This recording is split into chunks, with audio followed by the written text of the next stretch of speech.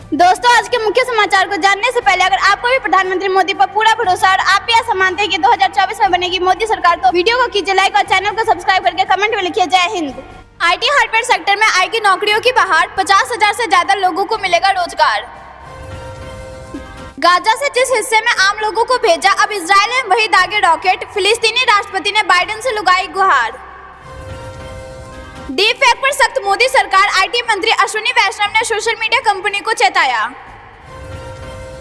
UP सरकार में हलाल सर्टिफिकेशन वाले प्रोडक्ट्स पर लगा बैन, योगी सरकार का बड़ा एक्शन। युद्ध विराम के आह्वान को बाइडेन ने किया खारिज, कहा इससे शांति नहीं आएगी, हमास हथियार इकट्ठा करेगा। मालदीव से भारतीय सैनिकों के लौटने पर दोनों देशों के बीच वार्ता जारी, समाधान निकालने का प्रयास। उत्तराखंड सुरंग हादसा में मजदूरों को बचाने के लिए एक साथ 5 योजनाओं पर चल रहा काम। कमजोर हुआ चक्रवाती तूफान मिथिली, अगले 2 दिनों में तमिलनाडु और केरल में होगी बारिश। स्वदेशी इंजनों से लैस होगा वायुसेना के विमान, अमेरिका से मिली हर प्रकार की मंजूरी। हिंद प्रशांत में नौसेना की अहम भूमिका, समुद्री सुरक्षा के होंगे कड़े इंतजाम। पीएम मोदी की अध्यक्षता में G20 नेताओं का वर्चुअल सम्मेलन, इजराइल हमास संघर्ष पर होगी चर्चा। तेलंगाना में अब तक 603 करोड़ की नकदी, सोना एवं शराब जब्त, हेल्पलाइन नंबर पर आई 1987 कॉल। भारत की अर्थव्यवस्था में तेज बढ़ोतरी, पहली बार $4 ट्रिलियन के पार पहुंची इकोनॉमी।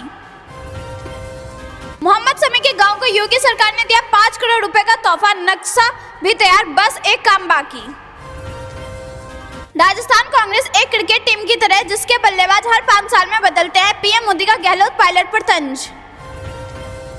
तेलंगाना में केसीआर पर बरसे भाजपा प्रमुख, जेपी नड्डा का 30 नवंबर को वोटिंग के बाद 30% कमीशन, सरकार की विदाई तय।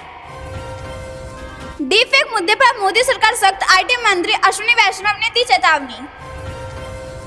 गाजा के पीड़ितों के लिए भारत ने भेजी आपात सहायता सामग्री, C-17 विमान मिस्र के हवाई अड्डे के लिए रवाना। नागमंगला में पुरातत्व स्थल के आसपास अतिक्रमण हटाने का आदेश, कर्नाटक हाईकोर्ट ने दिए निर्देश। विकसित भारत संकल्प यात्रा 1 लाख से अधिक लोगों तक पहुंची, पीएम मोदी ने हरी झंडी दिखाकर किया रवाना। केंद्रीय मंत्री हरदीप पुरी बोले, राजस्थान में बीजेपी की सरकार बनते ही पेट्रोल हो जाएगा सस्ता। अनुराग ठाकुर बोले, किसानों की जमीनें नीलाम, कर्ज माफी का वादा भूले कांग्रेस के युवराज। रूस पर हमलावर हुआ यूक्रेन, रूस के कब्जे से बड़े इलाके छीन रही कीव सेना। म्यूजिक फेस्टिवल में हमला करने का नहीं था हमास का प्लान, इजरायली सेना का रिपोर्ट में खुलासा। भारत ने गाजा पट्टी के लिए भेजी राहत सामग्री की दूसरी खेप, जयशंकर ने कहा फिलिस्तीन लोगों की मदद जारी रखेंगे। मनोज जरांगे ने सांसद उदय नाराजे और MLA शिवेंद्र राजे भोसले से की मुलाकात, आरक्षण पर दिया बड़ा बयान। मिशन 80 के लिए बीजेपी का युवा पर फोकस, साधने के लिए बनाई नई रणनीति। प्रधानमंत्री की रैली में जा रहे 6 पुलिस कर्मियों की दर्दनाक मौत, ट्रक से टकराकर चकनाचूर हुए कार। टिकटॉक के अपने 30 लाख वीडियो डिलीट कर प्रतिबंध वापस लाने के लिए आग्रह को नेपाल ने ठुकराया। सुरंग में फंसे 41 मजदूरों को मल्टीविटामिन, अवसाद रोधी दवाएं और मेवे भेज रही सरकार। नेपाल में भूकंप प्रभावित जाजरकोट में ठंड से 5 की मौत, 3 नवंबर को 6.4 तीव्रता से कांपी थी धरती। पराली जलित अधिकारियों का रुकेगा इंक्रीमेंट, निलंबन भी संभव, 6,436 किसानों पर जुर्माना। पीएम ऑफिस के बाहर जुटे हजारों प्रदर्शनकारी, बंधकों के परिजन बोले जरूरत पड़ी तो गाजा की तरफ करेंगे कूच। संदिग्ध ड्रोन देखे जाने के बाद इम्फाल हवाई अड्डे को करना पड़ा बंद, कई उड़ानें डाइवर्ट। भारत के 4,000 अरब डॉलर की अर्थव्यवस्था होने की खबर, आधिकारिक पुष्टि नहीं। जम्मू कश्मीर के अंडर 15 महिला क्रिकेट में लगातार दूसरी जीत, मेघालय को 201 रन से हराया। लद्दाख में पूर्व सैनिकों की सूद ले रही सेना, लेह और कारगिल में हल की जा रही पूर्व सैनिकों की समस्या। देश से आतंकवाद को जड़ से मिटाने का अभियान चलाए केंद्र सरकार, जवान के बलिदान होने पर फूटा पूर्व सैनिकों का गुस्सा। पुराने भाजपा और सिंधिया के वफादार से कांग्रेस को लीड की उम्मीद। पीएम मोदी के भाषण में क्रिकेट का मोदी बोले राजस्थान से कांग्रेस को ऑल आउट करना है। राजस्थान में जोधपुर की सड़कों पर दौड़ रही मोदी एक्सप्रेस, फ्री में यात्रा करना बेहद आसान। जयपुर को साधने आएंगे पीएम मोदी, बीजेपी ने कांग्रेस को घेरने की बनाई रणनीति। अल्पसंख्यकों पर जुर्म, सैन्य सहायता तुरंत रोके, पाक पर भड़के अमेरिकी सांसदों ने बाइडेन सरकार से कार्रवाई की मांग की। दोस्तों, अगर आपने अभी तक वीडियो लाइक नहीं किया है तो कृपया वीडियो लाइक कर दीजिए। जीतन मांझी ने बताया नरेंद्र मोदी और नीतीश कुमार में फर्क, बोले तभी तो पीएम की दीवानी है दुनिया। नए भारत का उदय मोदी है तो मुमकिन है, $4 ट्रिलियन के पार जीडीपी, सोशल मीडिया पर पीएम मोदी की जमकर तारीफ। पीएम मोदी पहली बार बांके बिहारी के दर्शन, देव उत्थान एकादशी पर लाखों भक्त लगाएंगे परिक्रमा।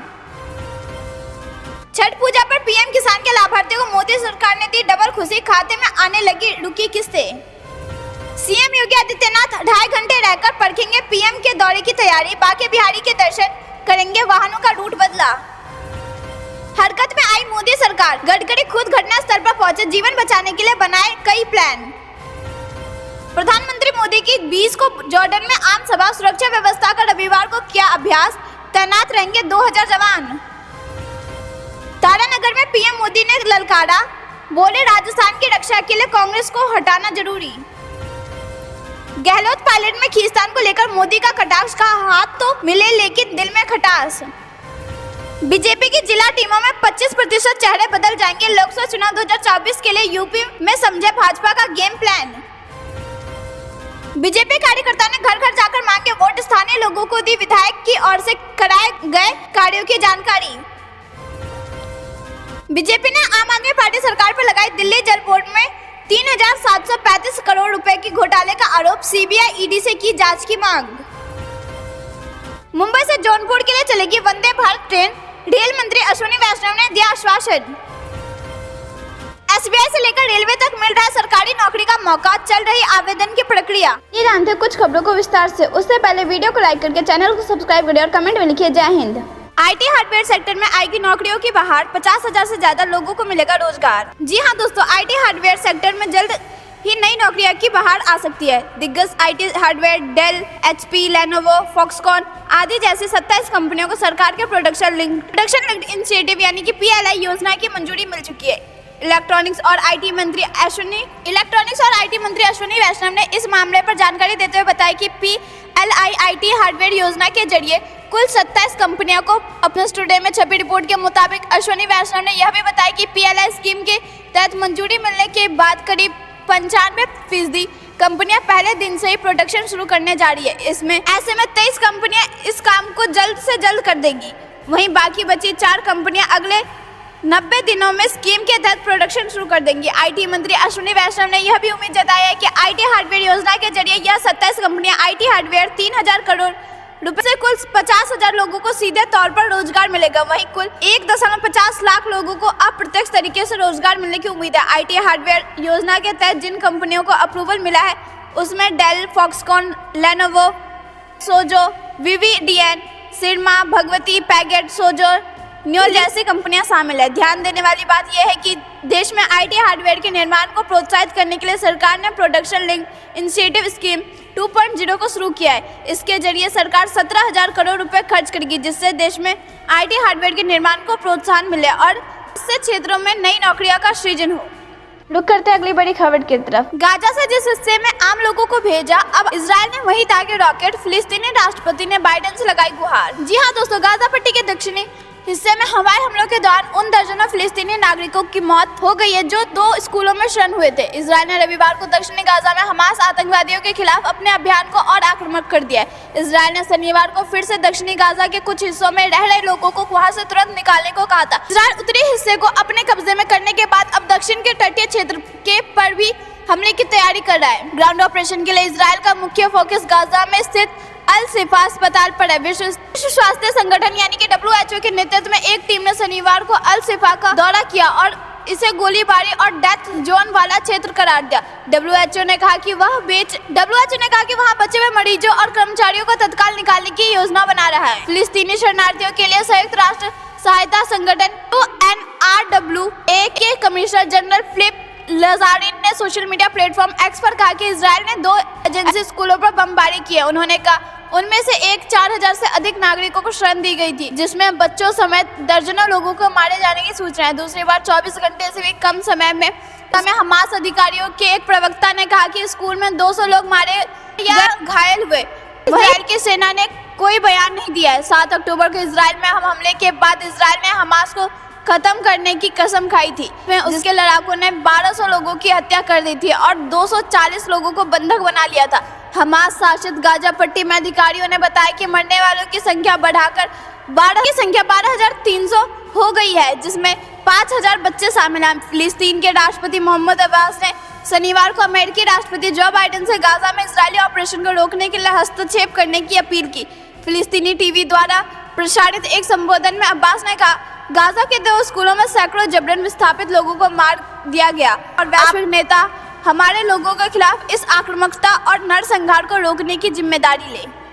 रुक करते अगली बड़ी खबर की तरफ। डीप फेक पर सख्त मोदी सरकार। आईटी मंत्री अश्विनी वैष्णव ने सोशल मीडिया कंपनी को चेताया। जी हां दोस्तों, केंद्रीय आईटी मंत्री अश्विनी वैष्णव ने शनिवार को सोशल मीडिया प्लेटफॉर्म को चेतावनी दी। सूचना और प्रौद्योगिकी यानी कि टेक्नोलॉजी अधिनियम में सुरक्षित बंदरगाह खंड के तहत उन्हें जो छूट प्राप्त है वह लागू नहीं होगी यदि ये डीप फेक को हटाने के लिए कदम नहीं उठाते हैं। तो धारा के अनुसार किसी ऑनलाइन प्लेटफॉर्म को उपयोगकर्ता द्वारा उस पर पोस्ट की गई सामग्री के लिए जिम्मेदार नहीं ठहराया जा सकता। केंद्रीय मंत्री ने कहा कि केंद्र सरकार ने हाल ही में सबसे बड़े सोशल मीडिया प्लेटफॉर्म को नोटिस जारी किया और उनसे डीप फेक को पहचान करने और सामग्री को हटाने के लिए कदम उठाने को कहा। उन्होंने कहा कि प्लेटफॉर्म ने प्रतिक्रिया दी और वे कार्रवाई कर रहे हैं। उन्होंने कहा, हमने सभी प्लेटफॉर्मों से इस दिशा में अधिक आक्रामक होने के लिए कहा है। शुक्रवार को प्रधानमंत्री नरेंद्र मोदी ने कहा कि डीप फेक सबसे बड़ा खतरा है।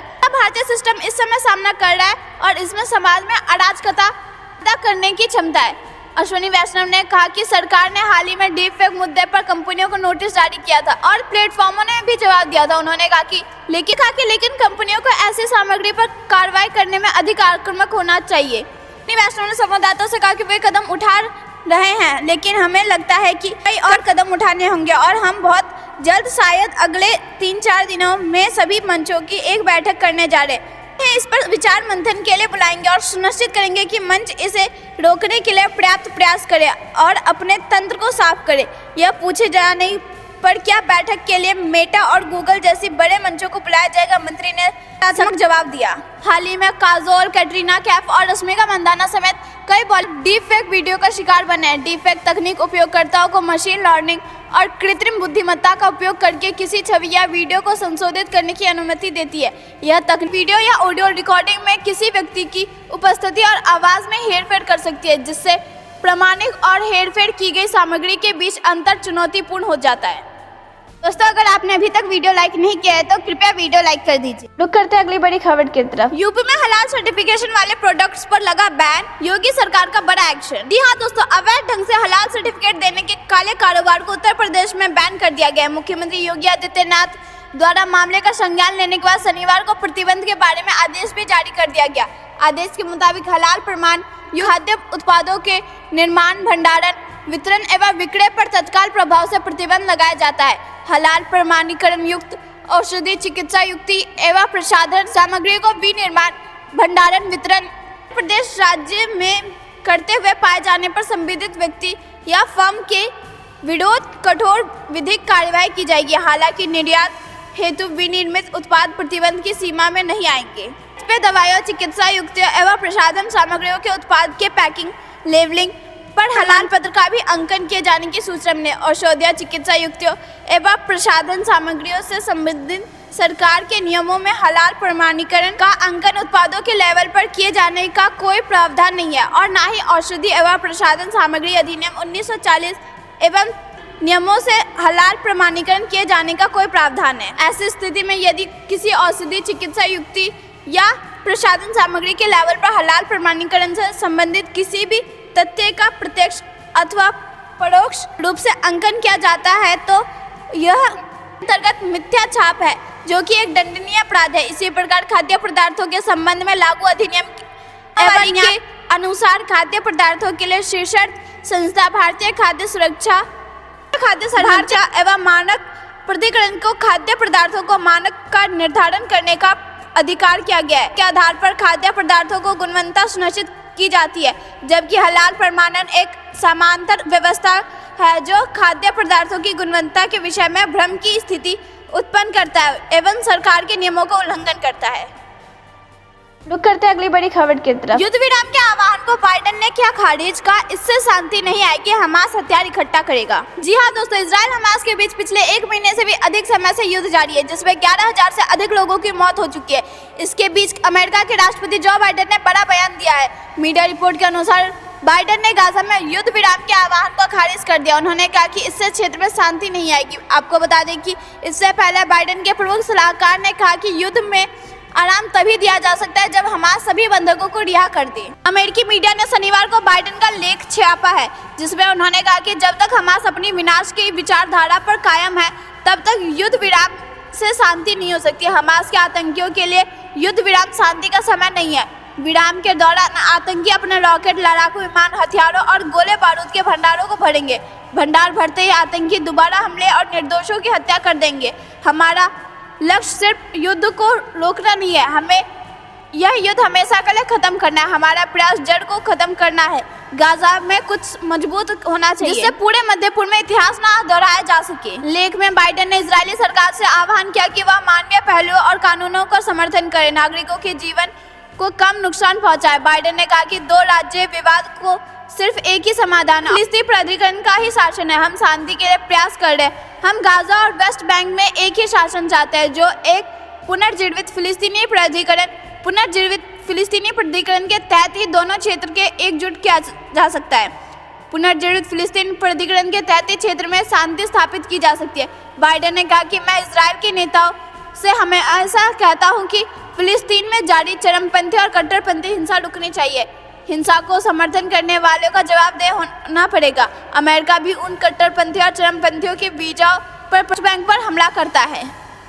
रुक करते हैं अगली बड़ी खबर की तरफ। उत्तराखंड सुरंग हादसा में बचाव दल 5 योजनाओं पर कर रहा काम। 41 मजदूरों को बचाने के लिए उत्तराखंड सुरंग हादसा में बचाव दल 5 योजनाओं पर कर रहा काम। 41 मजदूरों को बचाने के लिए पहुंच रहे इंटरनेशनल एक्सपर्ट। जी हां दोस्तों, उत्तरकाशी में हुए सुरंग हादसे के बाद प्रधानमंत्री कार्यालय यानी कि पीएमओ के अधिकारियों और मौके पर मौजूद विशेषज्ञों कोई एक टीम ने अंदर फंसे 41 लोगों को बचाने के लिए एक के बजाय 5 योजनाओं पर एक साथ काम करने का फैसला किया है। उत्तरकाशी कारा सुरंग में फंसे 41 श्रमिकों को बचाने का अभियान 8वें दिन में प्रवेश कर गया है। अधिकारियों के मुताबिक अगर सीधे ड्रिल करने की विधि कारगर नहीं होती है तो अधिकारी सुरंग के ऊपर नीचे की ओर ड्रिलिंग करने की तैयारी करें। बचाव दल के अधिकारियों को भी उम्मीद है कि सीमा सड़क संगठन यानी बीआरओ सिलक्यारा सुरंग के लिए एक नई सड़क का निर्माण पूरा कर लेगा। इससे फंसे हुए श्रमिकों तक पहुंचने का एक और रास्ता मिल जाएगा। अधिकारियों को उम्मीद है कि शुक्रवार से रुका हुआ बचाव अभियान आज एक बार फिर से शुरू किया जा सकेगा। शुक्रवार को अंतर्राष्ट्रीय सुरंग विशेषज्ञ प्रोफेसर से बचाव अभियान में मदद के लिए संपर्क किया गया था। उन्होंने कहा कि वर्तमान में ऑन साइट टीम की मदद के लिए भारत जा रहे हैं। फिलहाल सुरंग में ड्रिलिंग का काम शनिवार से फिर से शुरू हो चुका है। इसके बावजूद अधिकारियों का मानना है कि फंसे हुए मजदूरों तक जल्द से जल्द पहुंचने के लिए केवल एक योजना पर काम करने के लिए बजाय उन्हें 5 योजनाओं पर एक ही समय में काम करना होगा। इस बीच फंसे हुए मजदूरों को सहकर्मियों ने सुरंग ढहने के लिए निर्माण कंपनी को दोषी ठहराते हुए बचाव अभियान में देरी का विरोध किया। बचाव की रणनीतिक सिलक्यारा और बैरिकेड दोनों छोर पर एक तरफ से दूसरी तरफ ड्रिलिंग करना के ऊपर से सीधे नीचे की ओर ड्रिलिंग करना और एक समीकोण ड्रिलिंग करना शामिल है। पीएमओ के अधिकारियों ने भरोसा दिया कि बचाव अभियान के संबंध में उनके पास किसी भी संसाधन, विकल्प और विचारों की कमी नहीं है और उन्हें विदेशी सलाहकारों से भी मदद मिल रही है। सुरंग में ऊपर से सीधे नीचे की ओर ड्रिलिंग के लिए एक जगह की पहचान की गई है। वहां से सुरंग तक पहुंचने के लिए एक किया जाएगा और उसकी गहराई लगभग 300 से 350 फीट होगी। शनिवार से एक शक्तिशाली ड्रिलिंग मशीन 4 धाम मार्ग पर ढही सुरंग वाली जगह पर पहुंचाई गई। शनिवार को केंद्र सरकार ने फंसे हुए मजदूरों के लिए बचाव विकल्प पर चर्चा के लिए एक उच्च स्तरीय बैठक की। गौरतलब है कि 12 नवंबर को सुबह 5:30 बजे सिलक्यारा सुरंग का एक हिस्सा ढहने के बाद से एक हफ्ते से अधिक समय हो गया है। रुक करते हैं अगली बड़ी खबर की तरफ। कमजोर हुआ चक्रवात तूफान मिथिली, अगले 2 दिनों में तमिलनाडु और केरल में होगी बारिश, IMD का अलर्ट जारी। जी हां दोस्तों, चक्रवात तूफान मिथिली कमजोर होकर उत्तरी त्रिपुरा और उसके आसपास के क्षेत्र में कम दबाव वाले क्षेत्र में बदल गया। इसकी वजह से पूर्वोत्तर क्षेत्र असम, मेघालय, नागालैंड, मणिपुर, मिजोरम और त्रिपुरा में आज घना कोहरा छाया रहा। भारतीय विज्ञान मौसम विभाग के मुताबिक मिजोरम में चक्रवर्ती तूफान मिथिली का सबसे ज्यादा असर देखने को मिला। यहाँ 18 नवंबर को भारी से बहुत भारी बारिश हुई। के अनुसार आइजोल में 12 सेमी, उसके बाद सैतोल में 11 सेंटीमीटर, लैंगपुई में 11 सेंटीमीटर, कोलसेम में 10 सेंटीमीटर और लैंगलुई में 10 सेंटीमीटर वर्षा दर्ज की गई। IMD ने अपडेट देते हुए कल बताया था कि चक्रवात मिथिली कमजोर होकर उत्तरी त्रिपुरा और आसपास के क्षेत्र में कम दबाव के क्षेत्र में तब्दील हो गया। त्रिपुरा में भी भारी बारिश दर्ज की गई है। मौसम विभाग ने बंगाल की खाड़ी के ऊपर बने चक्रवर्ती तूफान मिथिली के बारे में जानकारी देते हुए बताया कि कमजोर होकर त्रिपुरा और उससे सटे बांग्लादेश के ऊपर 50 किलोमीटर उत्तर पूर्व, अगरतला में 60 किलोमीटर दक्षिण पूर्व में गहरे दबाव में बदल गया। शनिवार को IMD के ट्वीट के अनुसार मिथिली के उत्तर पूर्व की ओर बढ़ने और 6 घंटों में दक्षिणी असम और निकटवर्ती मिजोरम त्रिपुरा पर कम दबाव के क्षेत्र में कमजोर होने की संभावना है। राजधानी दिल्ली के सर्दी के आने के साथ ही प्रदूषण का स्तर भी धीरे धीरे कम हो रहा है। शनिवार को बात करें तो हवा की गुणवत्ता में थोड़ा सा सुधार हुआ, ये गंभीर श्रेणी से नीचे आ गया है। केंद्रीय प्रदूषण नियंत्रण बोर्ड यानी CPCB के अनुसार आने वाले 6 दिनों में हवा की गुणवत्ता में कोई सुधार नहीं होगा। केंद्रीय प्रदूषण के बाद मौसम सामान्य रहने का अनुमान है। कोहरा बने रहने के कारण छठ व्रतियों को सूर्य दर्शन के लिए थोड़ा सा इंतजार करना पड़ेगा। मौसम विज्ञान केंद्र पटना के अनुसार पछुओं के कारण सुबह शाम ठंड का प्रभाव रहेगा। बीते 24 घंटों के दौरान पटना समेत भागलपुर, पूर्णिया, वाल्मीकि नगर में धुंध छाई रही। समेत 24 शहरों का तापमान लुढ़का है।